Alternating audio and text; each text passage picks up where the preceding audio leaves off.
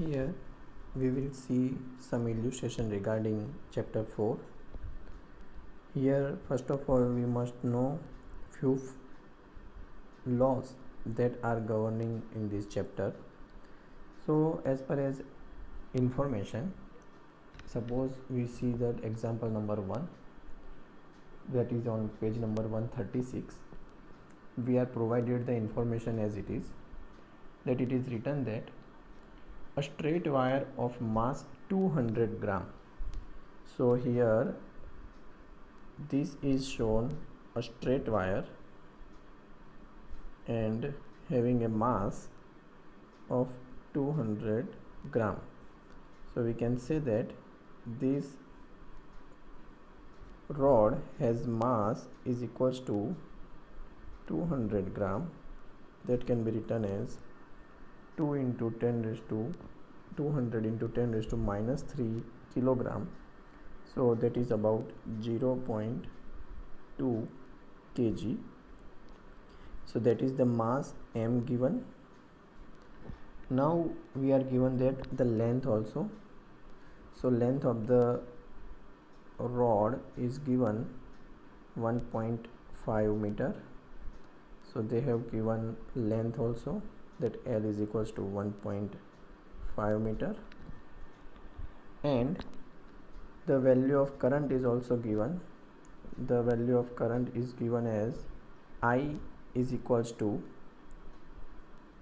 the value of I is given, that is I is equals to 2 ampere. Now it is suspended in a mid-air by a uniform horizontal magnetic field. So here the magnetic field is given with this blue line, blue cross mark, that indicates that the magnetic field is inside. Now we are asked that what is the magnitude of the magnetic field. So we have to find out the value of the magnetic field. Now obviously here from the given information we can say that we are having here two forces. One, that is a rod suspended, so it will experience the weight of the rod.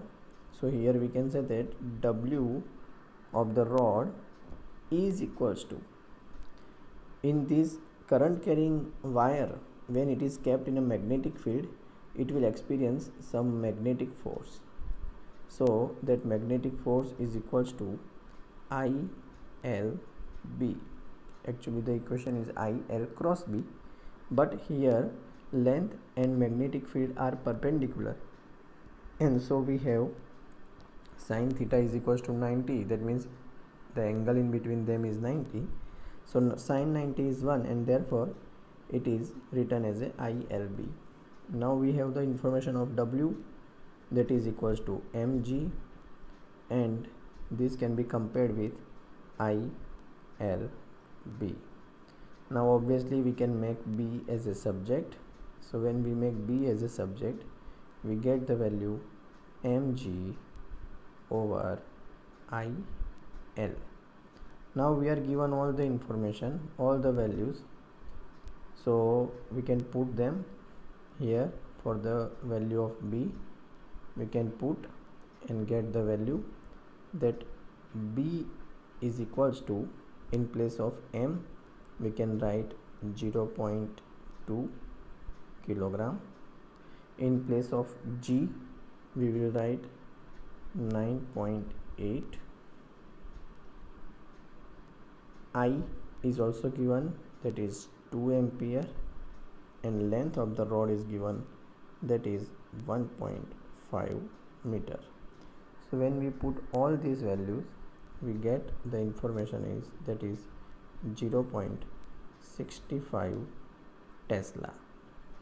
This is the unit of magnetic field. So this is the answer of illustration 1. So here we can derive the first example in which we apply Biot-Savart's law.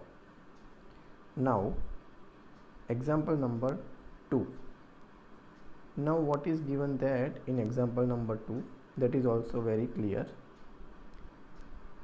They have given us a simple information that if magnetic field is parallel to positive y-axis, and in textbook they have shown the figure in which magnetic field is taken into the plane. They have shown it with the cross line. So if we consider like this, if this is x-axis, if this is y-axis, and if this is z-axis, then this x and y, in which y is directed inward. So here they have shown that the magnetic field is also in the direction of this y-axis. So it is acting in this direction. So y is acting, magnetic field is in the direction of y-axis, and this cross line shows it is inward. So this is positive y-axis, the direction of the magnetic field. Here magnetic field is indicated with blue pen, that is B inside. Now they have shown if the magnetic field is parallel to the positive y-axis and the charge particle is moving along the positive x-axis. So here suppose we consider one charge object, we consider one charge, say Q, and that Q is moving along the positive x-axis. This is the motion of charge, that is along x-axis. So the charge particle is moving along the positive x-axis. Which way would the Lorentz force be? That is for an electron. If this charge is negative, that is an electron, and if this charge is proton, what will be the direction of the Lorentz force it will act? Now we have the equation for Lorentz force, that we can apply F is equals to Q into V cross B. Now it is very clear that this is the equation for the charge moving in the uniform magnetic field. Here obviously if the magnetic field is suppose in y direction and motion of charge, that is V, is in positive x direction, then if we apply the right hand screw rule, then that V cross B, that will be coming towards the outward, that is towards the positive z axis, and that means the combination of this is along positive z axis. But the condition is that if charge is positive,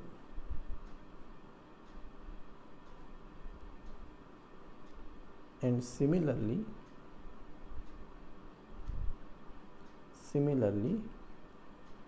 if the charge is negative, that means it will be along positive z axis and it will be along negative z axis if Q is negative. So here we have to check that if electron, that is charge, is negative, so we can say that from the equation above, F is equals to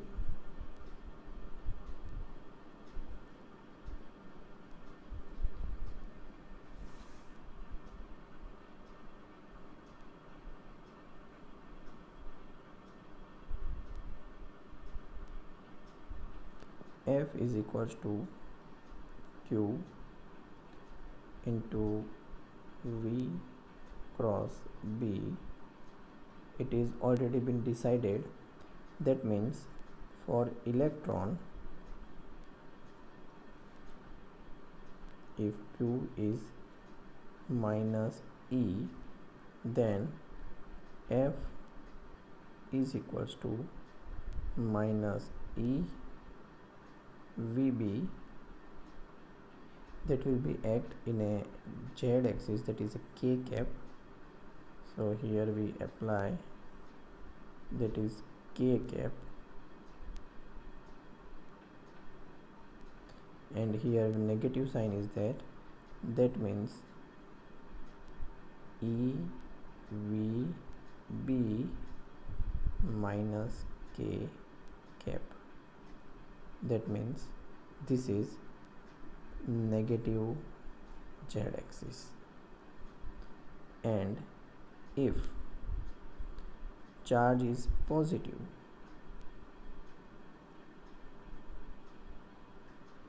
if Q is plus E, then the direction of force F is equals to plus E into VB and K cap. So if it is combined, it is obviously written as EVB plus K cap, that is positive Z axis. So this is the force acting in the direction as per as the Lorentz force.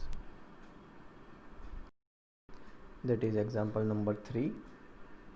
Now what are the information they are given? That is, what is the radius of the path of an electron?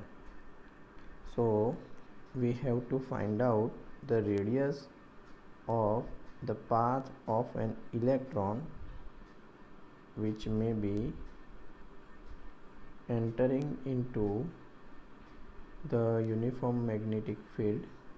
So radius of path of an electron which is having mass 9 into 10 raised to minus 31 kilogram, that we already know, that we have written over here, and the charge of electron, that is also known 1.6 into 10 raised to minus 19 coulomb in magnitude form, moving at a speed of 3 into 10 raised to 7 meter per second. So they have given speed as well, 3 into 10 raised to 7 meter per second in magnetic field of 6 into 10 raised to minus 4 Tesla. This can be also written as a 6 Gauss, which is perpendicular. This magnetic field is perpendicular to the motion of the charge. So here the angle will be 90 degree and therefore sin 90 will be 1. So QVB, that our well known equation, will have here 90 degree relation with it. Now we also have to find out the frequency of it and also its energy, which will be obviously kinetic energy, and that energy is to be found out in kilo electron volt unit. 1 kilo, that is equals to 10 raised to 3. So we must know that things, that 1 kilo electron volt is equals to 10 raised to 3 electron volt. So now first we will derive the equation for radius. We have very well known equation that we have already derived, that R is equals to mv upon qb. So mv upon qb, that we have derived. Now we will replace all the values. So that is 9 into 10 raised to minus 31 kilogram, that they have given us. Velocity is 3 into 10 raised to 7 meter per second. So charge is given well known, that is 1.6 into 10 raised to minus 19, and magnetic field is given, that is 6 into 10 raised to minus 4 Tesla. Now when we simplify these all value, what we will get, that is about 26 into 10 raised to minus 2 meters, and regarding that we can have equation of 26 centimeter. So this will be the radius of the path of electron that we will get. Now using this formula we can move further to find out the frequency, because we have the equation that periodic time or any distance. So when object is moving on its circular path, when object is moving on a circular path, we can have relation like here we can explain this is radius. So if this is the radius, then the total distance will be 2 pi r. So that will be the distance. We say this is the distance of the substance. So we have equation that is velocity is distance upon time. Here we can say that velocity upon distance is 1 upon time. Now 1 upon time is called frequency. So we have to find out frequency over here. We say that V is equals to V upon distance. Now here the distance is circular, that is 2 pi r. So it will be V over 2 pi r. We are having all the values. V is equals to 3 into 10 raised to 7,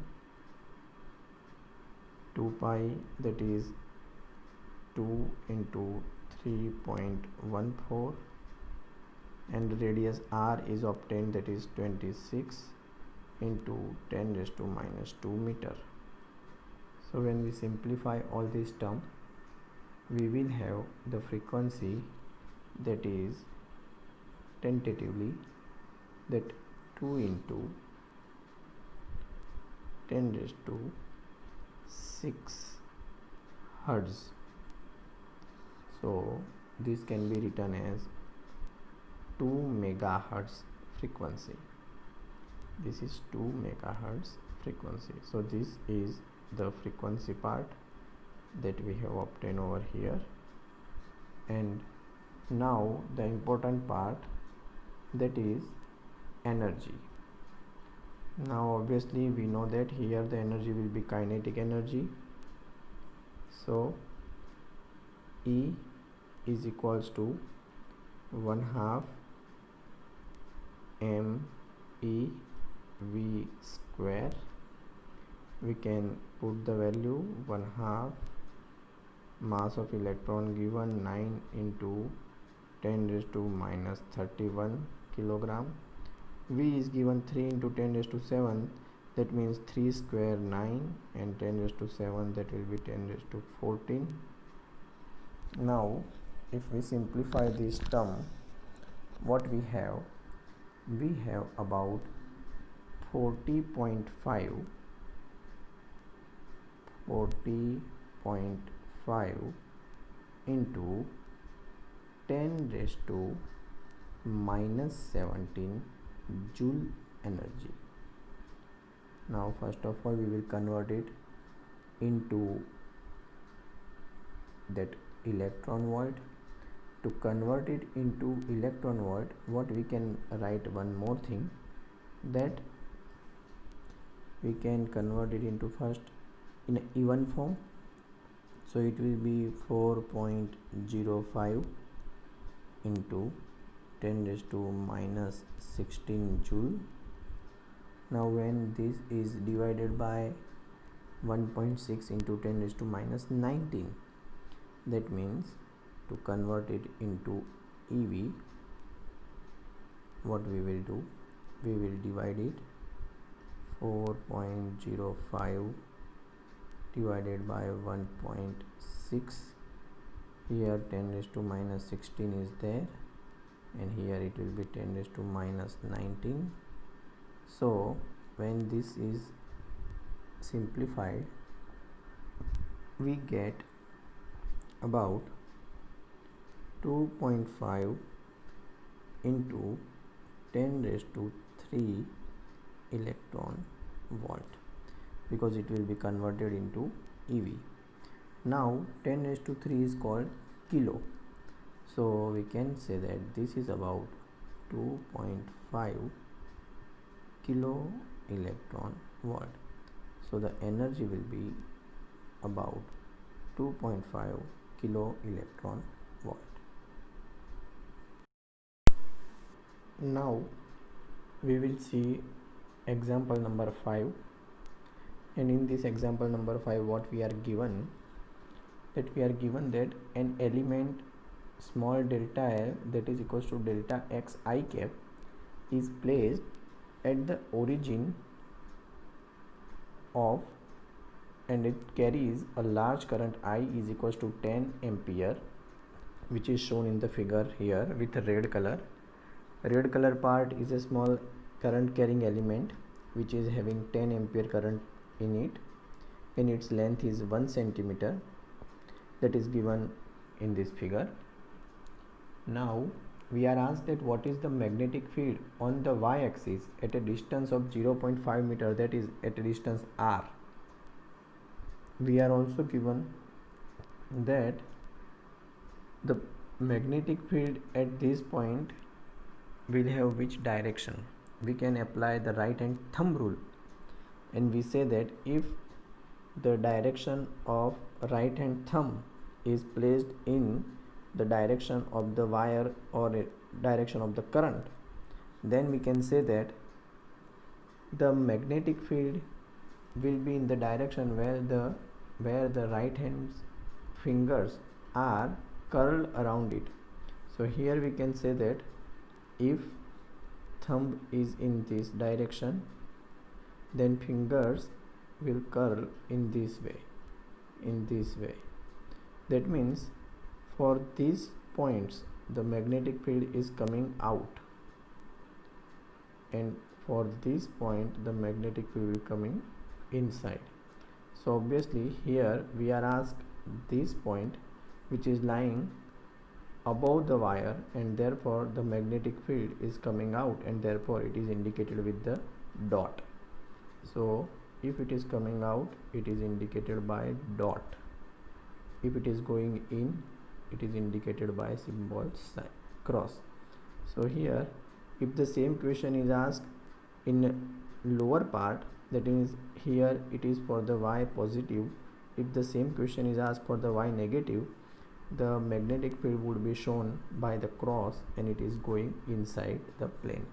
Now here in this case it is coming out.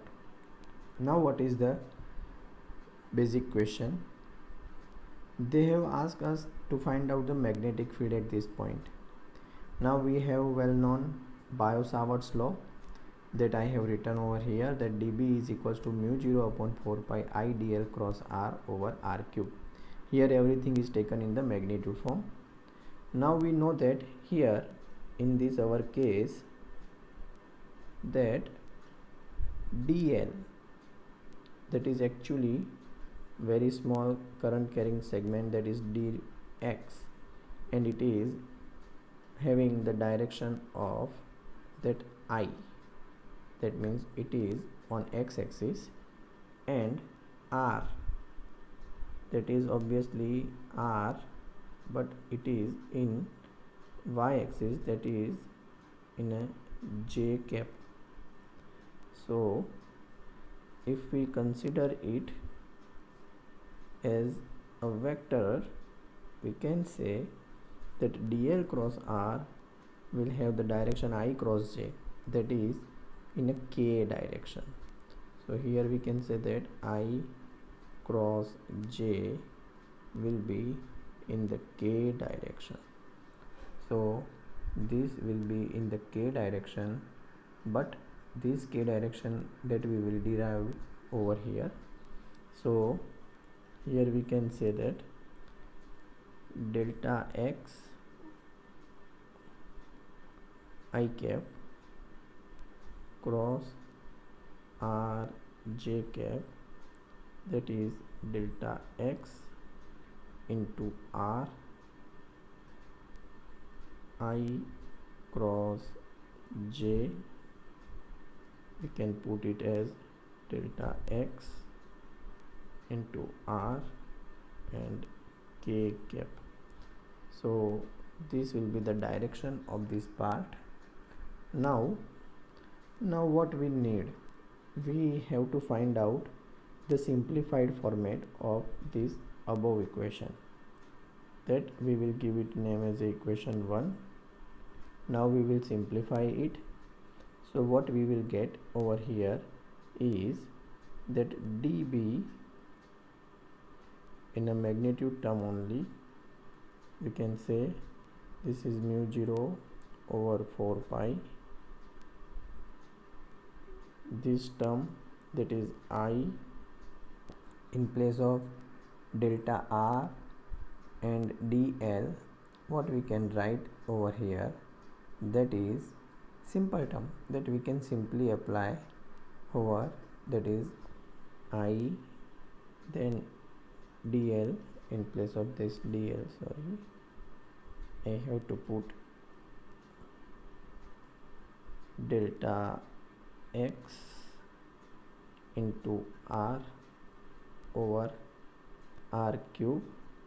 Here obviously sin theta is not required, and here the direction is also not required as we have taken magnitude. Now for this part, if we simplify, we will have the magnitude, that is mu 0 4 pi is equals to 10 to the power minus 7. So this is 10 to the power minus 7. Here we are given current, that is 10 ampere. Here 1 r will cancel out, so here there will be a square. Now delta x is also given. Delta x is given as a 1 centimeter, that is 10 raised to minus 2 meter, and upon this r is asked at 0.5 meter, so that is 0.5 whole square. So this is 0.5 whole square.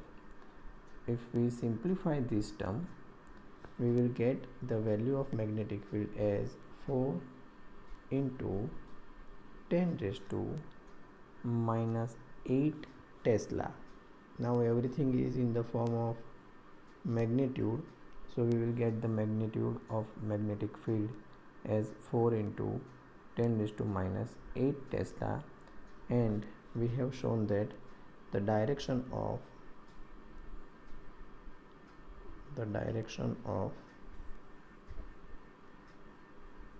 B, that will be in K cap, that is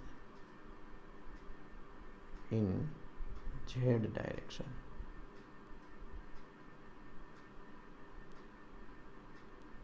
So this is the answer.